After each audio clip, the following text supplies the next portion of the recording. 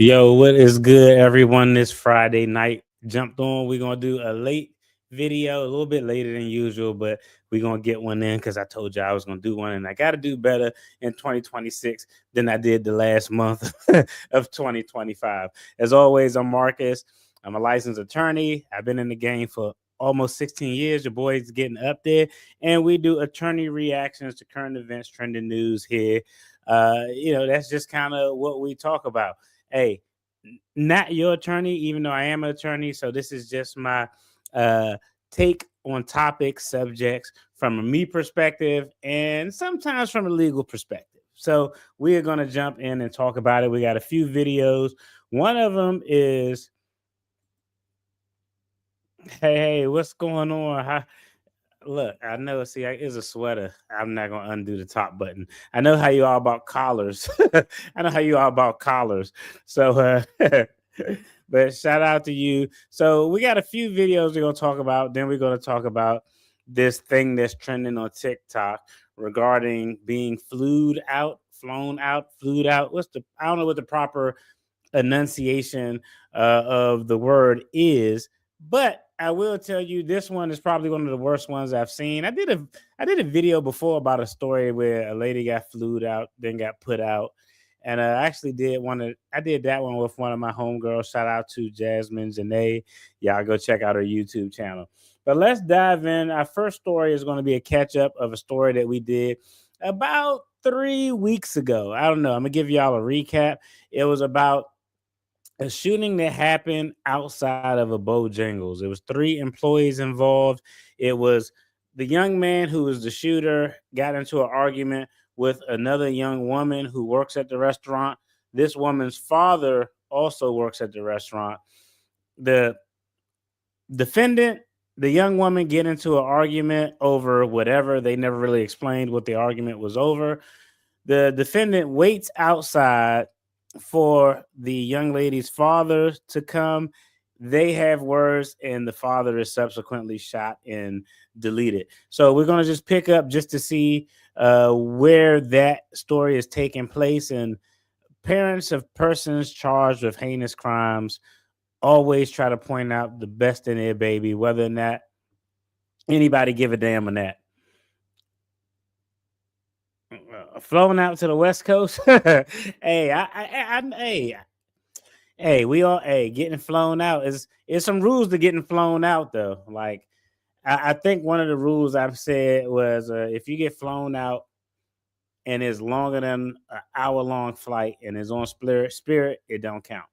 Going to the West Coast on Spirit don't count. Southwest, any other airline possible.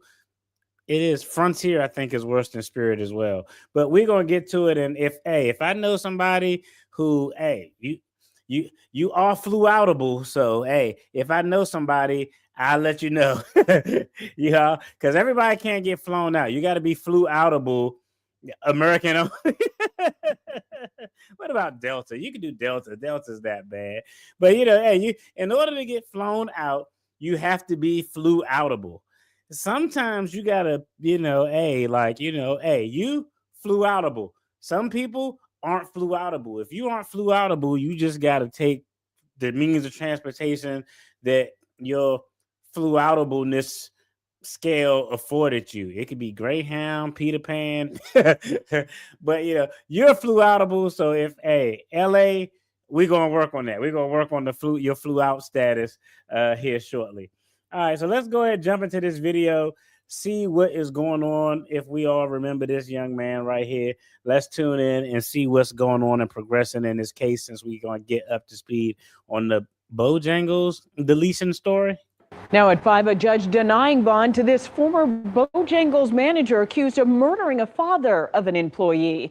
Atlanta News First, Yasmina Alston is now, I knew he was an employee, but I didn't know he was a manager. I don't think they said that at the time. live at the Fulton County Courthouse with the details on what happened in court today. Yasmina? Well, Maurice Evans was denied bond despite his attorney arguing he acted in self-defense. But self-defense?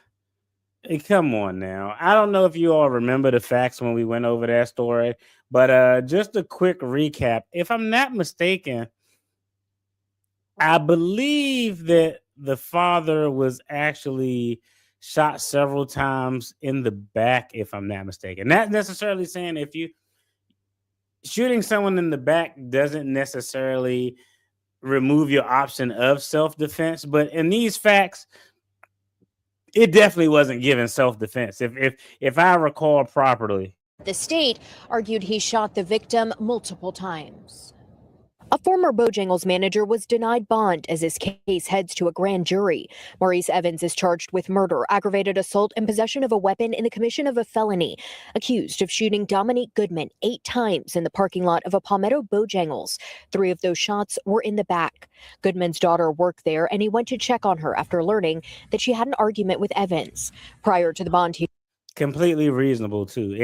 Any dad is probably gonna want to go check on their baby girl to make sure she okay. It's terrible that this dad lost his life, and I don't know. I'm interested to see if it was one of them situations where she like called dad to like, hey, I got in this argument. Dad probably just unilaterally came up there on their own. You know how us dads are, but that's how. I mean, you could be waiting in the parking lot, but if you're waiting in the parking lot, there's no immediate threat in someone waiting in the parking lot that would justify death or severe bodily harm. Now, if dad was waiting in the parking lot and he had his hand in his coat pocket tucked away, different story. But I'm pretty sure that, if I'm not mistaken, I think it was a gang of witnesses out there who provided some information to the officers that didn't shine this in a self-defense light. A Palmetto police detective testified about the investigation, saying, per witnesses, Evans claimed Goodman swiped at him a few times during their interaction. They were having words. Who did she describe were having the words? It was the defendant and Goodman. And what kind of words were they exchanging? Who's trying to fight my daughter, or who's messing with my daughter. The defense asked for a downgraded voluntary manslaughter charge for claims of self-defense, but the judge said the 3 shots to the back were a factor in deciding against that. She said she heard 2, and then she turns, and then she heard 5 total is what she said. And I have seen situations, real quick, I have seen situations where, and okay, in a typical use of force situation, most people aren't adjusted and used to actually shooting someone. So it's actually not uncommon if someone is scared to pull the trigger actually more times than there are bullets in the actual firearm. That's something that actually happens. But I have seen several stories that have taken a pivot to where the initial conduct, and it is really weird because it depends on when the fatal shot was fired. But I've seen situations where 2 persons, persons A and persons B, person A and person B get into an altercation. Person A shoots person B and asserts self-defense. And it may have been justifiable initially, but after the shots are exchanged, person B is still alive and person A goes above and beyond after the threat is already over and continues to shoot. So you see that oftentimes in the instance of 2 people get into a shootout. It is a valid self-defense claim.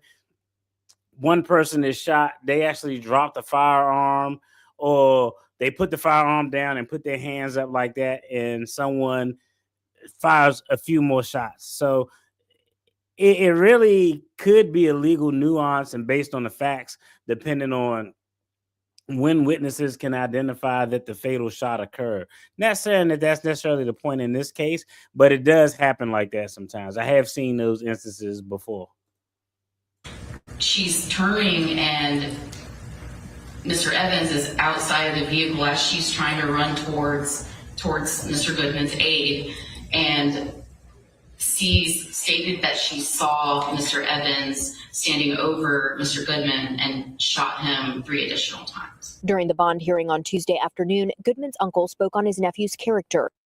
All right, now that's those facts that lady just gave testifying were definitely not in favor of the defendant. This is something that always happens. Of course, you're gonna have family members come and testify. I'm gonna be honest. I actually never cared about it. I think in charges like these, I'm gonna be honest. I don't give a damn what family member came up there and said about somebody. I could actually care less. And I'm just an attorney in the room, so I definitely don't see a judge caring about what this person's family is saying his character is when they acted in a matter inconsistent with what the family members are saying that character is. Listen to some of the things that his uncle said, and I don't know if this kid has parents or what, but it does say something too that you had your uncle come up there. I expect to see mom, dad, grandma, siblings, or something like that. Not saying I don't know his family dynamics. He could only have his uncle, but that's a odd person to come speak on your behalf. During the bond hearing on Tuesday afternoon, Goodman's uncle spoke on his nephew's character in his request to deny bond. He called Goodman the peacekeeper of the family. He never calls home to anybody, never got in fights in school, never got in fights at his job.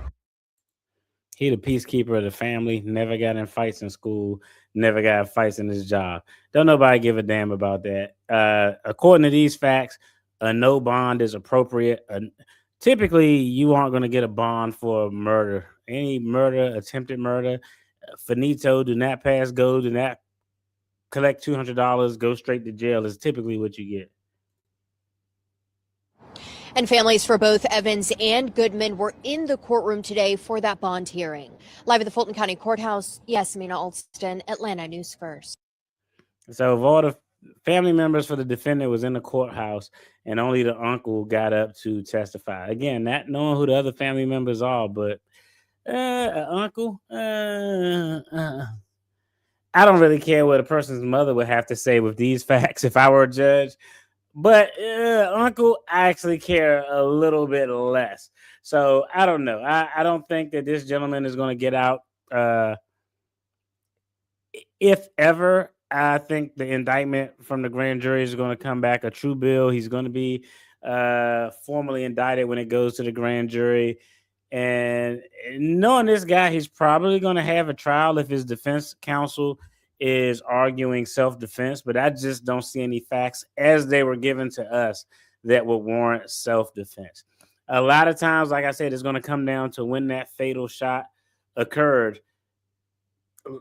It could be a plausible scenario where initially it was self-defense, a shot was fired, and the aggressor is no longer in a position to cause death or severe bodily harm, but the person who was the defender proceeds to fire more shots, and then you have a sticky situation. So I'm thinking his defense attorney is going to maybe give some type of argument that he perceives some type of firearm or weapon or threat, but I don't think that that's going to go or end well for him.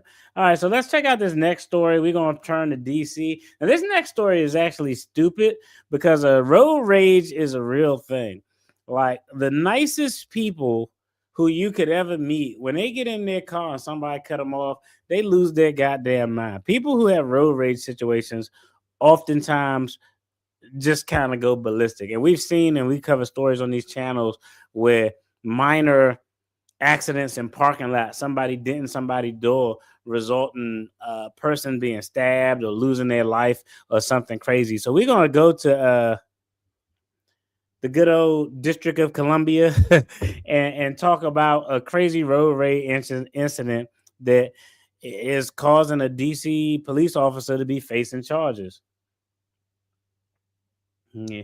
I wonder if he put hands on her for her to call her dad, to think he was so upset he didn't. Yeah, I mean, I don't know.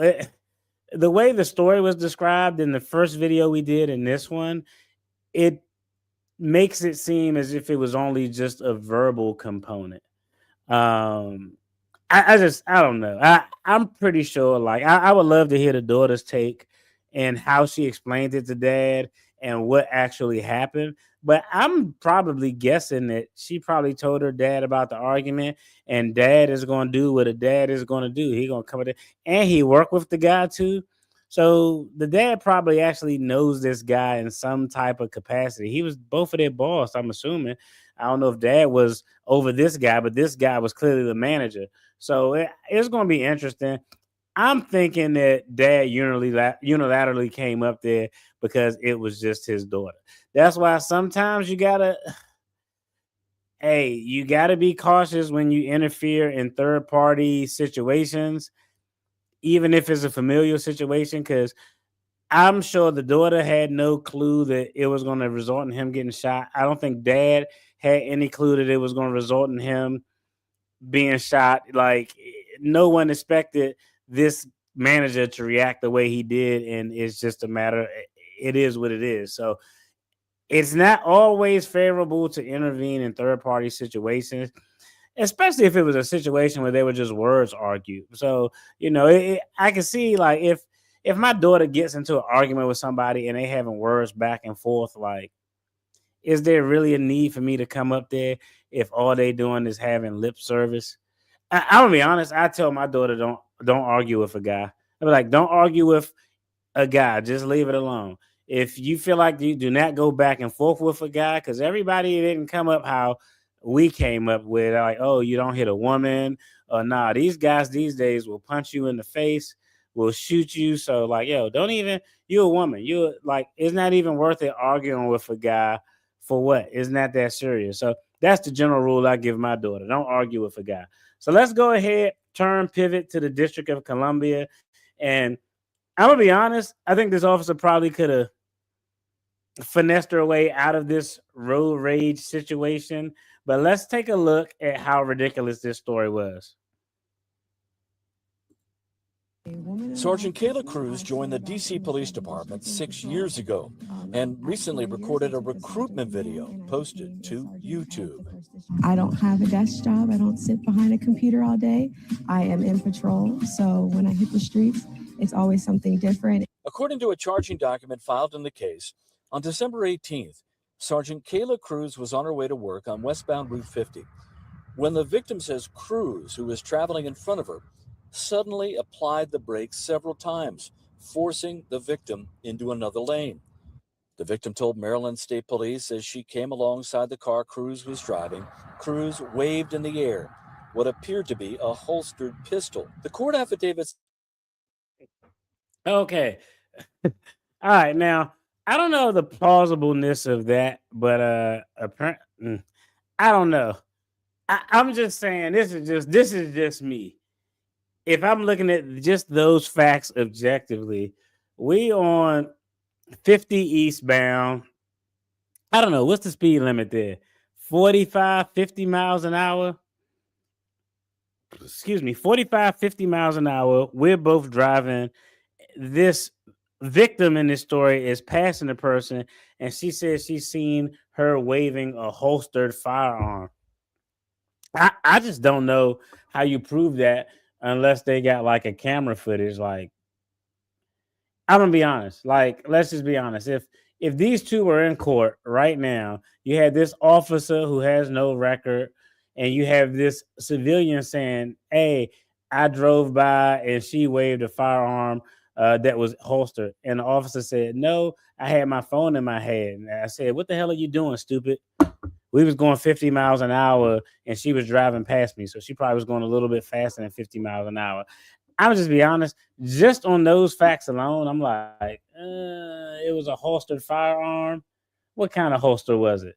Like, I don't know. I just think I think that those facts are kind of flimsy. And if you got two credible people, and by credible, I mean two people who don't have a background as would suggest they're criminals or lying, I mean, a little gamesmanship probably could have got you out of this one, Mrs. Officer Lady. I know she wasn't that stupid to wave her gun. So let's see where this went. Let's see how this played out. Cruz waved in the air what appeared to be a holstered pistol. The court affidavit says the victim called 911 and gave police the tag number of the car, and a database search confirmed the car belonged to Cruz. Okay, I will tell you, her being able to provide the license plates number for the vehicle, it does give her observational skills a little bit of a boost, because most people could be in a hit and run and somebody can hit them and they'll drive off and they'll be like, I don't know what license plates they had. Maryland, DC, Virginia, Nebraska, I don't know. It was just a gray sedan. So her actually being to recite the full license plate, it does give some validity to her ability to recollect and recall information, because most people, I'll be honest, actually can't do that. Base search confirmed the car belonged to Cruz, and police got a search warrant for her cell phone records. Investigators say those cell phone records placed Cruz on Route 50 at the time of the incident. Don't care about the placement. Again, just on these facts, your best argument here is, I'm not telling nobody should lie. I'm just saying that, like, no, I ain't waved no gun. I drove and I had my phone in my hand. And when she was acting like a damn jerk when she was driving, I was looking at her with my phone like, yo, what the hell are you doing? That's if you said that, most reasonable people probably would have been like, was it a gun? Is a cop, she had a gun, but was it really a gun? But the affidavit reveals when police questioned Cruz, she told a detective the other operator terrorized her over an approximately 15-minute time frame. All right, this is where it starts to get ridiculous, okay? Now, this is where it starts to go left. Now the cop is saying the other driver was terrorizing me as I was driving my vehicle and terrorized me for a 15-minute period. So are you trying to insinuate that you were scared or you were sick? This actually makes no sense whatsoever. If the other driver was terrifying her, I guarantee you that police officer, whether she was in her, and she probably was in her personal vehicle, but if she was in her personal vehicle, she would have made sure. I don't know. I just think that this is easy. It easily sounds as if it's something that's fabricated. Like, you just now coming up with the statement that this lady terrorized me with her vehicle as I was in my car for 15 minutes. One, you didn't start off with that. But two, if it's a police officer not in a marked car and you're riding all close to them, making sudden stops, doing all these things to terrorize them, you don't think you're gonna have some interaction with law enforcement? Even if they got your license plate number and called authorities to give them your information. So now her story is starting to go completely left. She should have just stuck with, it wasn't a gun, it was a cell phone, and I think that would have been believable. Terrorized her over an approximately 15-minute time frame, and Cruz denied waving a handgun. Okay, Cruz, look, this is stupid. She denied waving a handgun. After additional questioning, Cruz admitted to lying to law enforcement earlier in the interview and acknowledged removing her firearm either from a coat pocket or a backpack pocket. I'll be honest, if she actually would have if she would have just left out the terrorizing part, I'm not trying to tell nobody how to beat the crime, but we just talk about the facts as they're presented. If she would have said, no, that lady was driving erratically and in frustration when she drove by, I had my cell phone in my hand and I was talking shit to her and I had one hand on the wheel and I was waving the other hand, that would have been believable. But saying this lady terrorized you in your car for 15 minutes and then breaking down saying, oh, no, actually, I lied. I did pull a firearm out. This lady was stupid. And I'm not saying people should lie. I'm not advising anyone to lie. You should always tell the truth. But if you are going to lie, goddamn, let's put a little effort into it. Let's use a little bit of common sense here. Affidavit goes on to say, and Cruz denied waving a handgun. The affidavit goes on to say, after additional questioning, Cruz admitted lying to law enforcement earlier in the interview and acknowledged removing the firearm either from a coat pocket or a backpack pocket. The affidavit says Cruz never contacted. This lady looks nothing like the lady on the recruitment video. I'm just going to be honest. I don't want to stereotype nobody, but as I see this mugshot right here on the screen, this face right here on the screen looks like it's a face that's conducive to pulling out a firearm over road rage. She looked crazy as hell in that photo. The sweet young officer on the recruitment video, this doesn't look like her. She looked like she actually might have did this shit. Well, she actually did do it because she just admitted to it. But she could have got out of this one if she had a little gamesmanship. Contacted police to report the incident, and in a search of her car, contacted police to report the affidavit says Cruz never contacted police to report the incident. See, and you got to be the first one to go to law enforcement. You got the chips in your favor.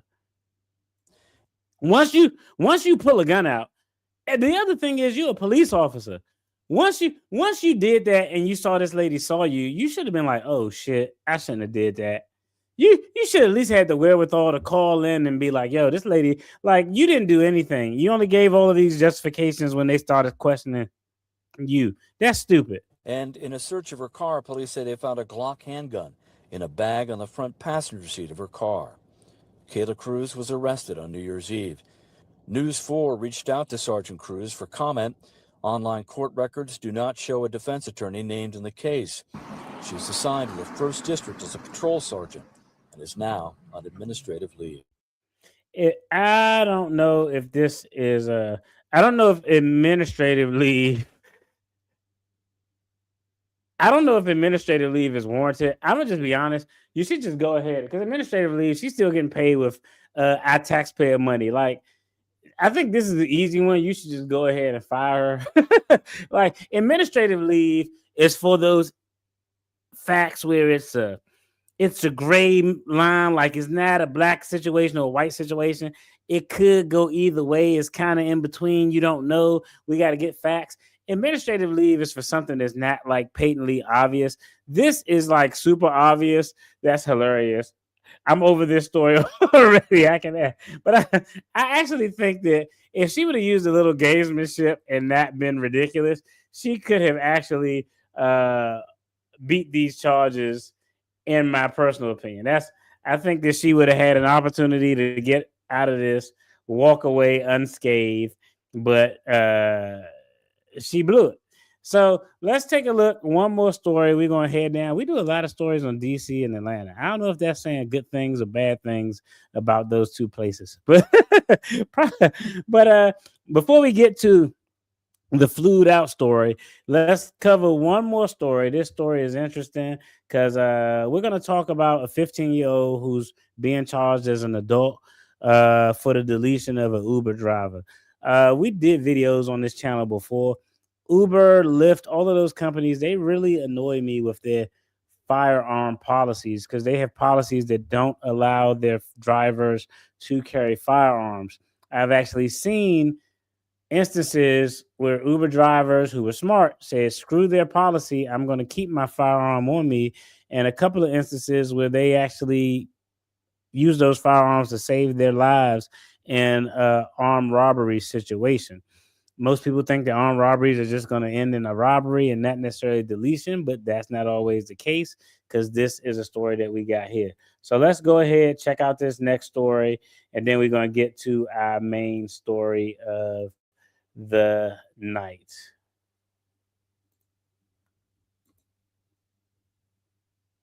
Tonight, a teenager faces a murder charge after a deadly carjacking of an Uber driver on New Year's Eve. Y'all know my philosophy. I really care less about the age of a perpetrator. I focus on the type of the crime. If you're doing big boy crimes with guns and shit, you deserve to be treated as an adult.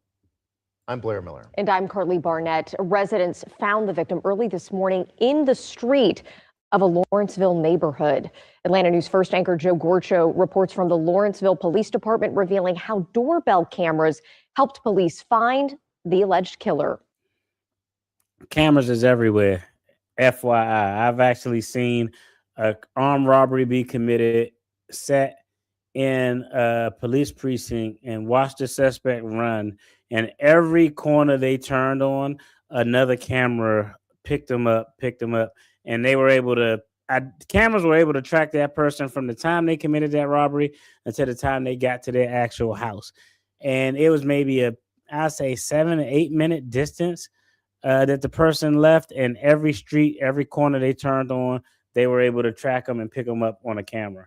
Residents tell us that police came knocking on their door before 6 this morning, asking to see any Ring camera footage. What Lawrenceville police say they saw was enough to track down the teenager they say is responsible. All right, real quick, I got a quick question for you all. What do y'all take, real quick, before we're going to get right back to that story, but here in DC, I don't know if they have similar things, but if you get a camera on an exterior camera, you can get a monetary rebate from the government of like $100 or up to $250. And the reason they want to give you that rebate is because they have kind of a listserv of addresses and people who have cameras under this program. So when something happens, they can look on this camera and say, oh, something happened on E Street. Then they can look and be like, oh, on E Street, we got 1, 2, 3. We got these 7 houses on E Street who have cameras through our rebate program. So let's reach out to them for footage. If law enforcement knocks on your door and asks if you have footage, are you turning that footage over, or are you just kind of like, I'm turning the footage over? Isn't that snitching? It's only snitching if you involved in the crime and you telling on somebody else because you don't want to go to jail. Isn't that? It's just you doing your civic duty. So me, generally, it's happened all the time. I'll be like, oh, okay, like, hey, if do something shady to somebody, nah, I don't want them to be here. I want them off the streets. And me, I'm not going to be a hostage in my own community. I ain't got time for those games. But y'all let me know. Are y'all holding on? If something happens to Joe Citizen and the cops knock on your door and say, hey, we see you got a Ring camera.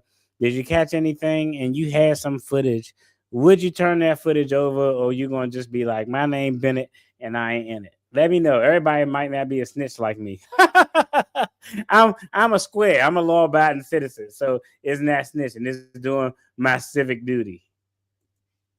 To track down the teenager they say is responsible. Crime scene tape covers driveways on the 600 block of Groveland Parkway in Lawrenceville. I was shivering, and it was terrifying seeing a lifeless body just laying there. Hugh Lee remembers being sound asleep when his father that looked like an actual nice neighborhood too. Rushed into the house a little after 5 in the morning on New Year's Day.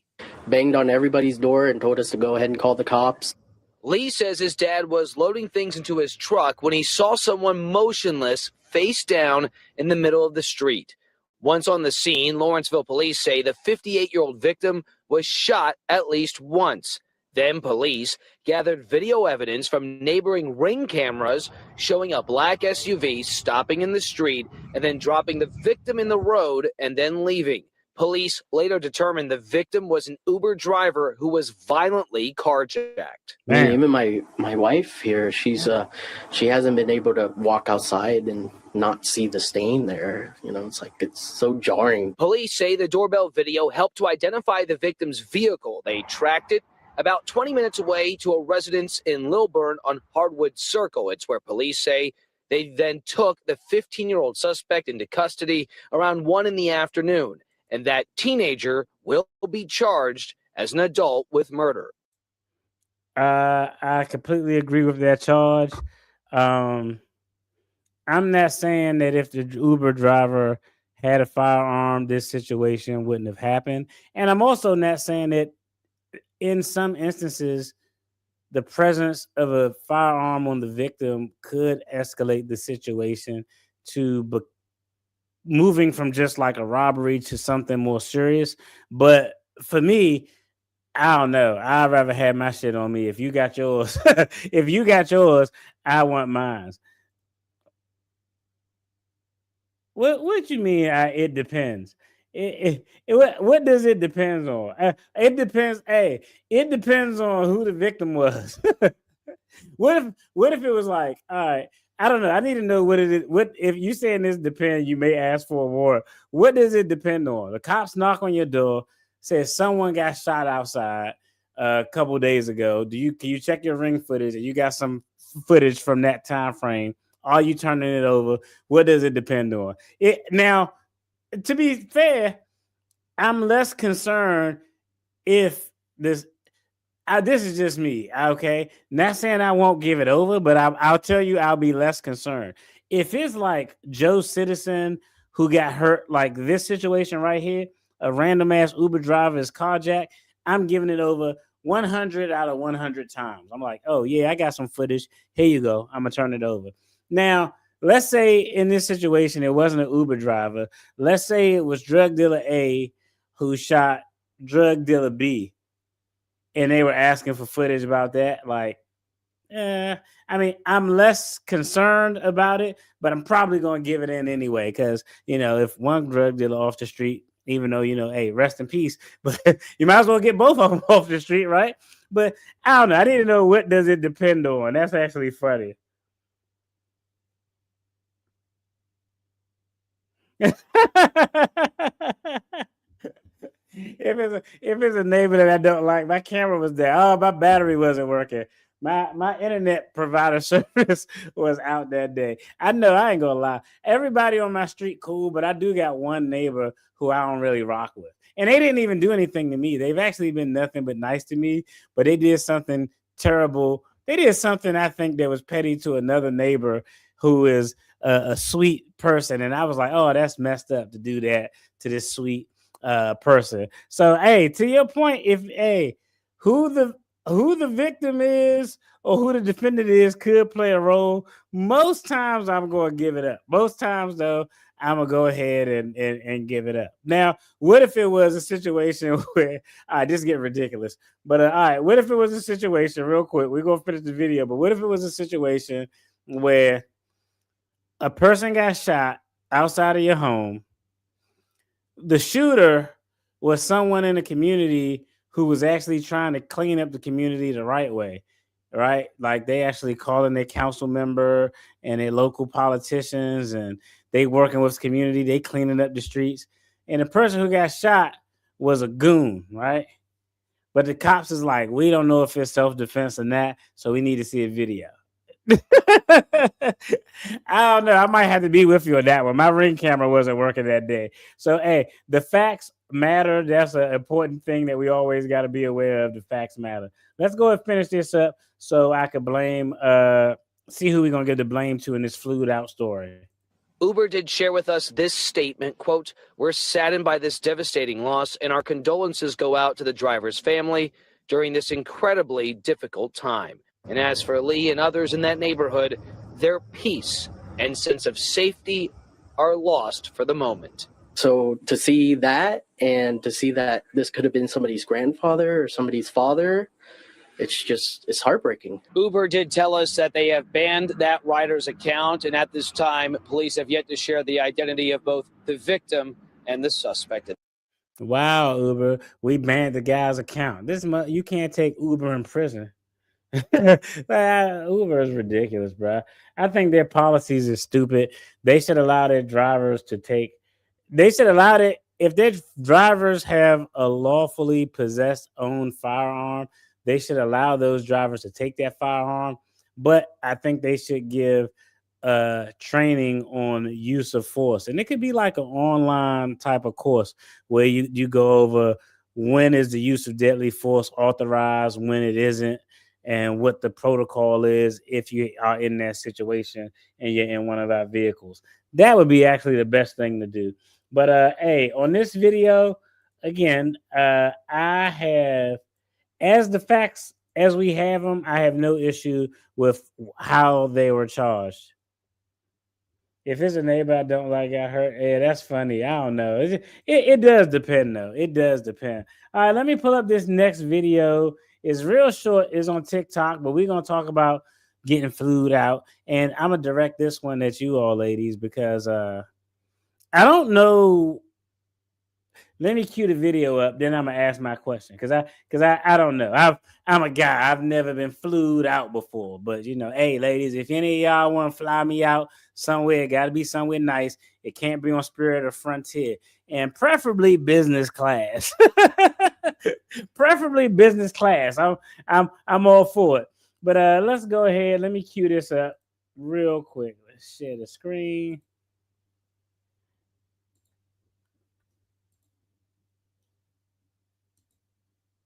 Entire screen window. Let's move this over here. All right, there you go. All right, we got it up. All right, before we get into the video, the comments is actually hilarious. I gotta check out the comments. But before we get into the video, this question is geared towards the ladies because I don't know. Like, I'm pretty sure if we look at the overall flu out rate, the flu out rate leads heavily towards women. Like, there's probably some guys getting flu out, but I'm definitely not one of them. Shout out to y'all if y'all willing to fly a brother out. But okay, how do you determine if, ladies, how do you determine if it's safe to fly out to meet someone that you never physically met before? Because it's different. It's a completely different situation if you met somebody. Let's say me, I'm on a business trip and I meet, a nice young lady on a business trip, and I'm talking like, oh, I'm not from the area. I actually stay somewhere else. But we have some level of interaction during my time in that area. Then it's subsequently flew out situation. I understand that situation. But if you meet a guy like on the internet or something, how do you determine, or what factors do you consider to say, can I go out and meet this guy? Is he crazy? How do you judge it? Like, is it just solely based on your conversation? Are y'all like actually doing background checks? Like, I don't know what the evaluation criteria is for flying out. And does it depend on the amount of ownership that the guy takes of being flued out? Because I don't know, maybe it's just me. I'm not the smartest person in the world by a long shot. But hey, ladies, if y'all want to fly me out, these are the rules to fly me out. One, if you fly me out, I know you're expecting. So if I don't want to, I'm gonna knock the microphone over. I don't need to go. Okay. Not saying, hey, your body is your body and you have the right to say no. But let's just be realistic. Ain't nobody flying somebody out to not do that. So rule number one is, if offer to, hey, we want to fly you out, DFD. If an offer to, for me to get fluid out is on the table, I already know, like, man, I guess I'm gonna have to bring my my class A cheek clapping game, because that's what the expectation is. So rule number one, if you're getting fluid out, you know that there's an expectation that there's likely going to be some clapping. If you ain't down with clapping, don't go. I think that's rule number one. Rule number two is, again, I'm not the smartest person in the world, but if I were getting fluid out, you would have to get me a round trip ticket, and the ticket would actually have to be like in my name. So only I could change the reservation or cancel it. I wouldn't want nobody to be able to screw me over just because something went bad in the interaction. Two, you probably need to let people know where the fuck you at, just in case something crazy go down. You maybe even want to share your location. And three, I think the third thing is, you have to have some money just in case you got to get the fuck out of there. This dude or woman, could be crazy. You may need to get a hotel until you could get the hell out of there. So I think those are the general rules of being flued out. So I don't know, ladies. I mean, I don't know. I don't know how you all evaluate the potential risk of a threat on getting flued out. So let's go ahead, take a look at this video. We'll do it this way because, it's TikTok. So they like to do everything on a certain screen. So, all right, let's go ahead, rewind that. All right, so you can see from the still shot. Let's rewind it back. We're going to pause it. All right. Dated older man, they said he will treat you right. They said 20-year age gap. Now, this is our young lady right here. And shout out to Queen_Giovanna on TikTok. Hey, I always want to make sure I share the content creator who content I'm using. But okay, so she decided to date an older dude, 20 years. Hey, 20 years, you're expecting some maturity, some stability. So far, so good. I ain't mad at it.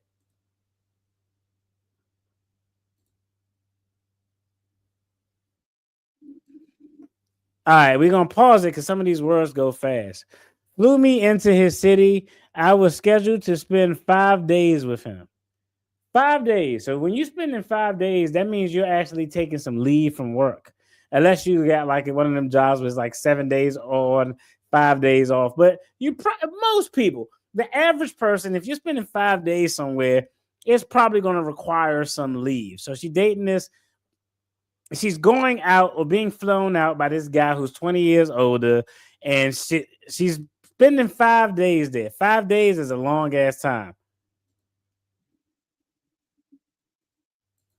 All right, we're gonna pause this right here. Pick me up from the airport. The vibes were instantly off. Uh, drives like a madman. Nearly hit a truck head on. Nearly drove us head on into a U-Haul truck. Didn't happen in this particular clip, but as you can see, my phone flew out of my hand. So let's rewind it back so we could just a little bit, so we could see.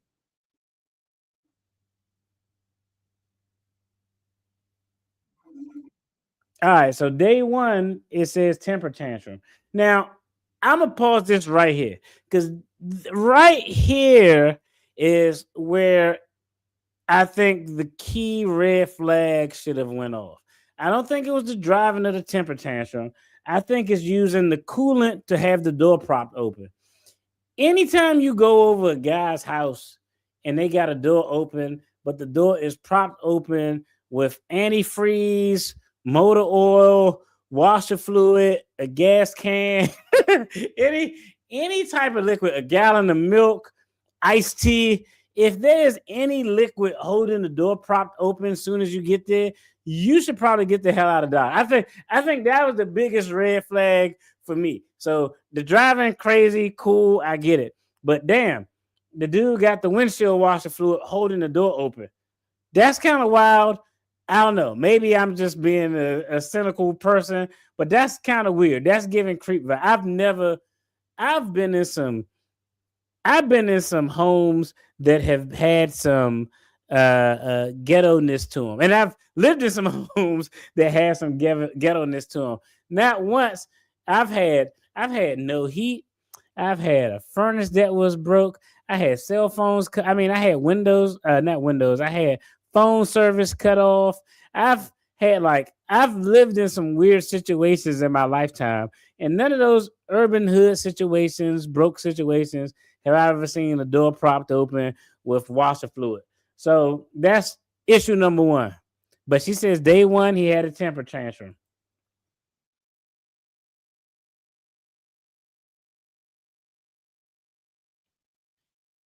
He was upset that the landscaper didn't already have his grass cut. Okay, so he wilding out and he cussing too.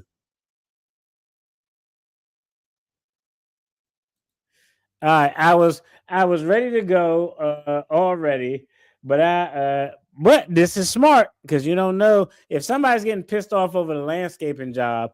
This is actually smart. Sometimes you gotta know when to shut up, when to be quiet, and not do anything to aggravate somebody or agitate somebody. But I had to be quiet and smart. I didn't know what he was capable of, and I was in his territory.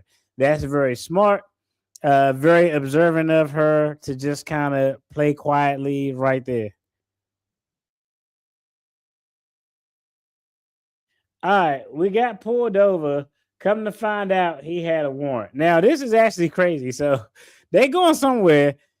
This guy's pulled over. Right now, he's out of the car arguing with the cops. Both, it looked like one of his hands on this side. I think his other hand is on this side because I believe I saw it up like that first. So it looks like his hands are likely visible. She in the passenger seat just pleading with him. Like, this could actually result in this dude getting shot.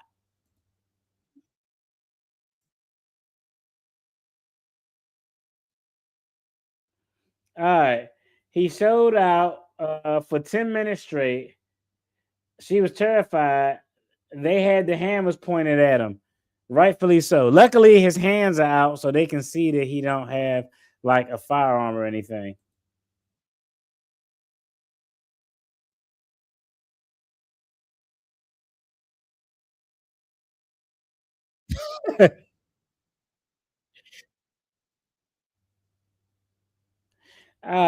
She said she was traumatized, but in this moment, she can laugh, but about it now. But at the time, she wasn't laughing.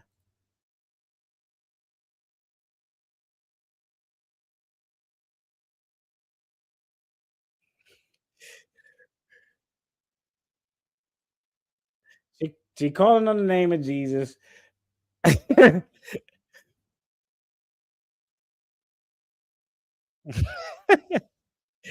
Okay, finally detained. They stopped traffic. She was so embarrassed. Blah blah blah.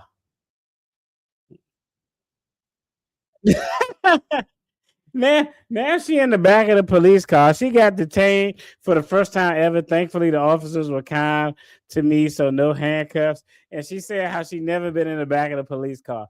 That is actually quite common. A lot of times when officers are interacting with one person, they'll detain the other person in the effort to. It's a safety mechanism.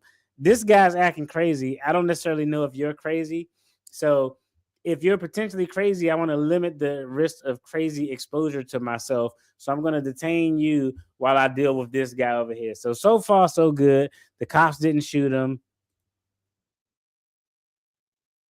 Mm. All right, the officers apologized to her and showed her the copy of his warrant. He was going to jail for felony fraud.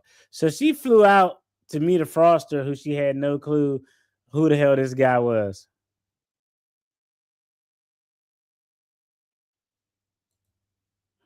All right, this is where it gets interesting. It says once he was gone, I had to find my way back home. It was 2 hours away from the airport.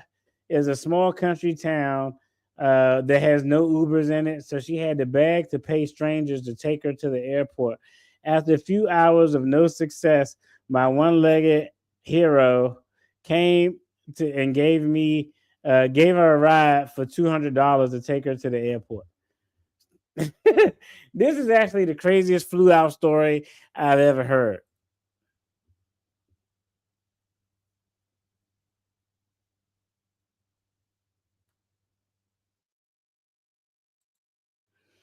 This was the day before the holiday, so the flight prices were crazy. So she had to rent a car and had to drive 8 hours back home. She had to drive 8 hours back home in a rental car. And I don't know if y'all ever rented a rental car, but you want to know what makes a rental car expensive?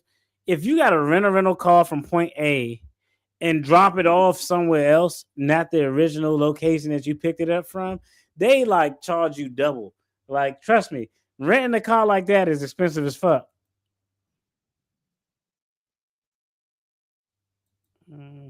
So a 5-day trip only lasted 24 hours. Lesson learned. I haven't dated anyone since then, and this guy was blocked.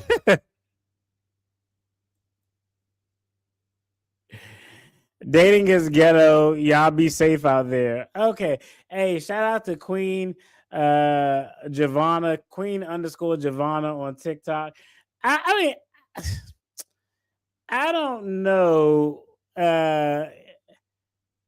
Okay, can we play the fault game here? Right?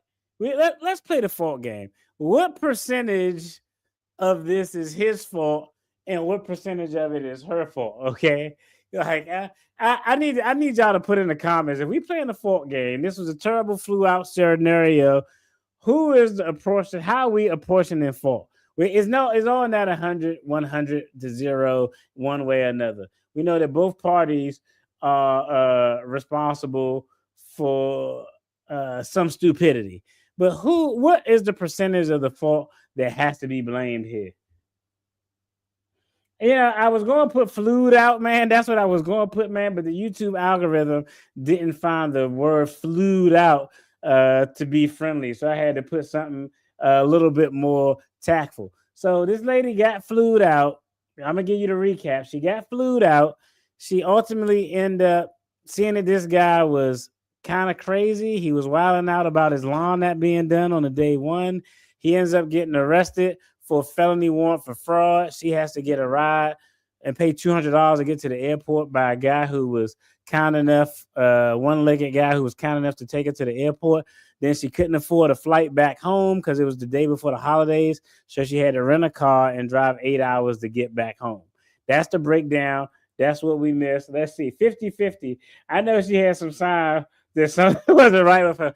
I'm actually say 75-25 like on her. I know y'all gonna be like, look at you. You always blaming the. No, I'm not just trying to blame the woman just to be a woman blamer, but I'm gonna be a woman blamer right here. I feel like this was 75% her fault. Okay, I told you what the rules were. If you get flued out, these are the DFD rules. If you fly me out, these are the rules that I'm going to conform to. One, if you send the flight for me to come out, there's an expectation that I'm going to have to bring my cheek clapping game because I'm not getting flown out just off my sheer looks, okay? That's just not how it goes. So that's rule number one. If you don't want to have to engage any cheek clapping sessions, you should not accept the flued out offer. If you accept it, as an adult, just know that there's an underlying rule that I to get it. I'm not saying that you're obligated to do anything. I'm just saying, come on now, let's use a little bit of common sense. 2, have a round trip ticket. This lady did not have a round trip ticket. She had a ticket to get out there.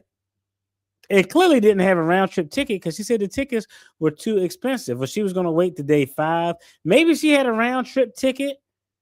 I don't know. Maybe she had a round trip ticket and couldn't exchange it, but the way the story went is given that she didn't have a ticket to get back. She didn't say, I went there to see if I can exchange my ticket. Like, if anything, I'll be honest, if anything, like, exchange your ticket out or see if you can get a credit or stay in a hotel a couple of days till you could get a confirmed flight after the holidays. But it is given that she didn't have her travel means necessarily in place. So I think that's a big red flag. And I just don't know what you ladies evaluate when you go back. I'm looking at some of the comments here. I always stand by the fact that men and women who date significantly younger have some form of arrested development. You got pulled over. That was God, girl. You definitely got spared. Hey, facts, 100. Hey, they say God look out for babies. Well, I ain't gonna say that, but hey, you don't know. Hey, he not got arrested for that felony fraud charge. We have no clue how that situation could have played out. So I think that was a good comment. A good comment. The gut was enough for me not to go. That's hilarious. Y'all be going over anybody's house. That's funny. Yeah. Girl, don't do this no more. I'm traumatized just listening to the story. This is hilarious. Finally detained. You were in a Tubi movie? You were in a Tubi movie as well. That's actually her. Let me see. That's funny. Older doesn't necessarily mean more mature. All of this in just 24 hours. I'm happy you're back home safe. Yeah. This is hilarious. You got saved from something. That's hilarious. It says, girl, the house was empty. That's the sign. Exactly what I said in my head when I got there. I don't even understand. Like, that comment right there just proves, like, I don't know what her abilities to deduce information and try to piece something together were. Like, I don't know. Like, I don't know. If I get flued out and you fly me out to your house, not a vacation, you fly me out to your house. Like, I need to see where the fuck I'm staying at. Like, nah, let me see your house. Let's FaceTime real quick or something so I can see what the hell you got going on. And I think the biggest red flag that we talked about, I'm gonna show y'all. This right there. As broke as I've been growing up, as poor as I've been growing up, I've never seen a door that was propped open by windshield washer fluid or whatever the hell that is. That right there is a huge red flag. Windshield washer fluid, milk, sweet tea, Lipton's, orange juice, any type of beverage container or any type of liquid container holding the door open when you go somewhere is probably a huge red flag that should give you cause to pause. Hold on, let me see this last comment real quick. I'm fully convinced that when a man is willing to fly you out to his city and do long distance, is because he ran through all the women in that city. Nah, no, he could just be like, yo, you fine, and I'm trying to. Yo, there's nothing wrong with flying people. Hey, shout out to getting flued out. There's nothing wrong with getting flued out. I just think that you got to use a little bit of gamesmanship. And I'm gonna be honest, I think it's different for men and for women. Like, if a guy get flued out, like, I mean, yeah, something bad can happen to you, but generally, it's not like a woman is probably going to just be able to whip your ass and beat the brakes off you. As opposed to women, like, yo, like, I don't know. This guy ain't got no furniture in his house. This dude got his door held open by a canister of grape juice or windshield washer fluid. I just think you have to use a little bit of common sense, and you actually have to be able to make sure the travel situation is secure, and or you got enough money to get the fuck out and stay somewhere. I told you I got a funny story of. I think I told the story before. I think I told the story before. My brother got flued out. I was like, I ain't gonna lie, like that was like the only time I was like low key jealous of my brother. I'm not a jealous person by nature. I'm like, man, this dude been flued out. Like, well, I would say more envious than jealous, because jealousy is like, I don't want that person to have it. But like, I've never been flued out before. I'm not a guy who's been flued out before. He was like, yeah, this girl, I'm about to be flued out. And I was like, for real? I was like, damn, this dude getting flued out. But he simultaneously, he got flued out and put out. And like this young lady here, he didn't have his travel arrangements in order, and it ended up ending bad. Yeah, ultimately it got resolved, but you know, when you get flued out, you got to make sure that you have your affairs in order. So right now, this is 75% her fault, 25% this guy's fault, because she didn't have to go out there. She didn't know. This guy don't got no furniture in his house. I don't know. I don't know how y'all make a determination of who you do get flown out to see and who offers you decline. Is it solely based on looks or resources or what? I don't know. The shit is ridiculous. But that's my take on this story. Y'all let me know in the comments. I see that, hey, some folks are going to say 50-50. Bernie, I fuck with you. You know, you the homie, but this was 75% her fault. She decided to go out there and end up with this crazy ass dude. Yo, that's it for this video. Y'all let me know what y'all think about these stories we went over today in the comments. As always, I appreciate all y'all for the support, for tuning in. I'm very grateful and thankful that y'all allowed me the opportunity to sit here and talk to you all. And if y'all got anything y'all want me to talk about, make sure you either shoot me an email. For those of you who got my number, y'all can text me, because there's a few people who got my number who I know personally. Y'all can text me, or you can hit me up on any of them. Email, TikTok, IG. I'll make sure to check it out and we'll rap about it. Yo, y'all take care. Be safe. Have a good one. Peace.